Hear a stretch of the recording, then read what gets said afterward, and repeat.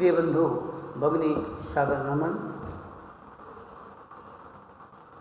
इस समय नई शिक्षा नीति काफ़ी चर्चा में है। भारत देश के नागरिकों को एक लंबी आशा जगी हुई है। आइए हम सभी लोग नई शिक्षा नीति 2020 को देखें। आखिर लोगों के अंदर क्यों इतना बड़ा उत्साह है, देश के नागरिकों को क्यों आशा जगी हुई है, इसमें कौन सी विशेषता है, इस पर ध्यान देंगे। नई शिक्षा नीति कैबिनेट द्वारा मंजूरी मिली। यह स्वतंत्र भारत की तीसरी शिक्षा नीति। इससे पहले 1968 तथा 1986 में शिक्षा नीतियाँ लागू की गई। 1986 के बाद इस शिक्षा नीति को आने में 34 वर्ष लग गए। ये अति विचारणीय विषय कि किसी देश का विकास, किसी देश का हो तभी संभव है जब वहाँ की अच्छी शिक्षा होगी, और शिक्षा नीति निर्धारण करने में, उसको लागू करने में 34 वर्ष लग जा रहा है, तो सरकारों पर इस पर विचार करना चाहिए। सरकार के लिए, जिसमें आगामी समय के उद्देश्य तथा लक्ष्यों का निर्धारण किया जाना है, वर्तमान में तेजी से बदलते शैक्षिक परिवेश, परिदृश्य तथा सामाजिक संरचना में होते हुए आमूल-चूल परिवर्तनों के मद्देनज़र प्रत्येक 10 वर्ष के पश्चात शिक्षा में परिवर्तन करना चाहिए। ये नियम है। कोई भी शिक्षा नीति बने 10 वर्ष के पश्चात उस पर विचार करना चाहिए। पीढ़ी बदल जाती है, लोग बदल जाते हैं, समय बदल जाता है, स्थिति बदल जाती है। तो इस आधार पर 10 वर्ष के बाद ये मानक है कि नई शिक्षा नीति पर विचार होना चाहिए। 29 जुलाई 2020 को केंद्रीय मानव संसाधन मंत्री रमेश पोखरियाल निशंक ने नई शिक्षा नीति के प्रारूप को पेश किया तथा इसे नई युग की शुरुआत भी बताया।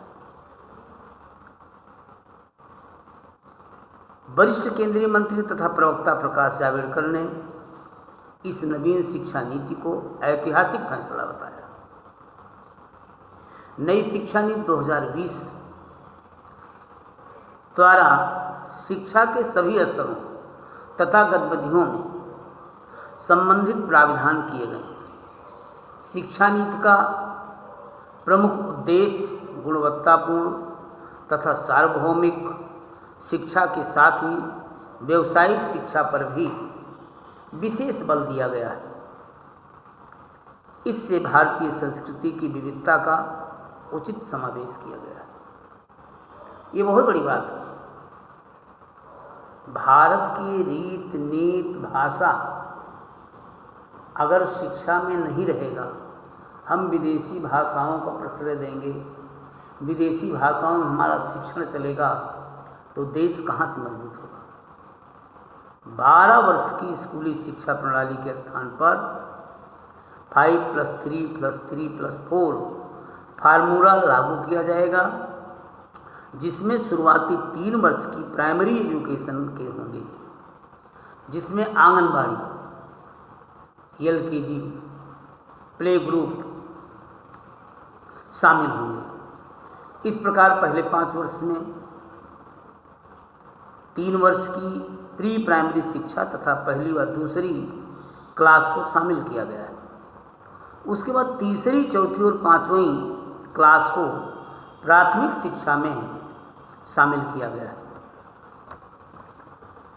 हम मातृभाषा पर इस शिक्षा नीति की विशेष जो विशेषता है, आपसे बता रहा हूँ मेरी दृष्टि से, कि कक्षा 5 तक की जो प्राइमरी एजुकेशन हमारी है वो मातृभाषा में ही होगा। कक्षा 6 से लेकर के 8 तक 3 कक्षाओं में मातृभाषा शिक्षण के साथ साथ मैथ और साइंस पर विशेष बल दिया जाएगा। वहाँ भी मातृभाषा रहेगी।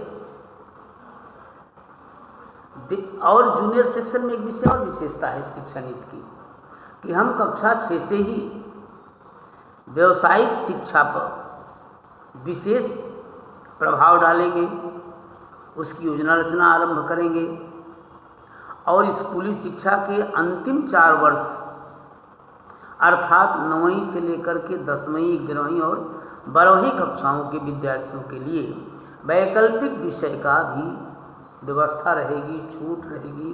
वो वैकल्पिक विषय भी चयन कर सकते हैं। तथा इसके साथ साथ वहाँ भी इंटरसेक्शन हाई स्कूल में भी मैथ और साइंस की अनिवार्यता रहेगी। 3 से 6 वर्ष की आयु वाले बच्चों के लिए early childhood care and education का प्राविधान किया गया, जिसको लोग चला करके अंग्रेजी माध्यम के विद्यालयों ने बहुत शोषण किया। हम किसी पर टिप्पणी नहीं कर रहे हैं, लेकिन हमारी मातृभाषा प्ले ग्रुप के नाम पर विभिन्न लुभावने दे करके और मेरी शिक्षा नीति में एकदम परिवर्तन कर दिया गया। भारतीय संस्कार, संस्कृति, धर्म, परंपरा उस विद्यालयों में भारत की कहीं झलकती नहीं है। इसलिए इस पर गंभीरता से विचार करना पड़ेगा। जो शिक्षा नीति में भी विषय आया है कि जैसे विद्यार्थी बीए में प्रवेश लेता है, 1 साल के पश्चात कहीं किसी समस्या में फंस गया, आर्थिक तंगी में आ गया, तो उसके पास कोई ऐसा सिस्टम नहीं रहता था कि वो बीए प्रीवियस किया, प्रथम वर्ष किया, द्वितीय वर्ष किया। उच्च कक्षाओं में ऐसी व्यवस्था नई शिक्षा नीति में बनी है कि अगर 1 साल विद्यार्थी पढ़ा है तो 1 साल का रिकॉर्ड उसको मिलेगा। उस रिकॉर्ड को दिखा सकता है कि मैं बीए, एमए प्रीवियस में एडमिशन लिया, मैंने 1 साल शिक्षा ग्रहण किया। ये बहुत बड़ी बात है। तो इस शिक्षा नीति के आधार पर देश का विकास होगा, विद्यार्थी का विकास होगा, आधुनिक भारत का निर्माण होगा।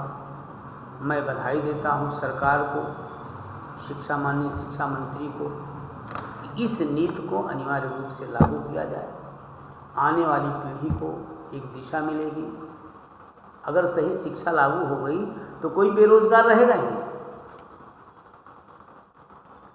क्योंकि वो दृष्टि कक्षा से ही प्रारंभ हो गई व्यावसायिक शिक्षा की। आज विद्यार्थी हमारा रोता है उच्च शिक्षा प्राप्त करने के बाद क्या करेंगे, सब रोजगार नहीं मिला। अरे रोजगार की शिक्षा तुम्हें मिली कहाँ? भारत देश में तो रोजगार भरा पड़ा हुआ, लेकिन उसका ज्ञान कहीं शिक्षा में है। इस दृष्टि से नई शिक्षा नीति में ये सारे विषय पर चिंतन हुआ है, योजना रचना है, लागू किया गया है। मैं पुनः सरकार को धन्यवाद देता हूँ और निवेदन करता हूँ इस शिक्षा नीति को शीघ्रता से लागू किया जाए, जिससे भैया बहनों का भविष्य उज्जवल, देश की बेरोजगारी खत्म और हमारा भारत देश सुदृढ़ हो। मैं पुनः सभी लोगों को धन्यवाद देता हूँ, प्रणाम करता हूँ। आज का विषय ही समाप्त करता हूँ। धन्यवाद।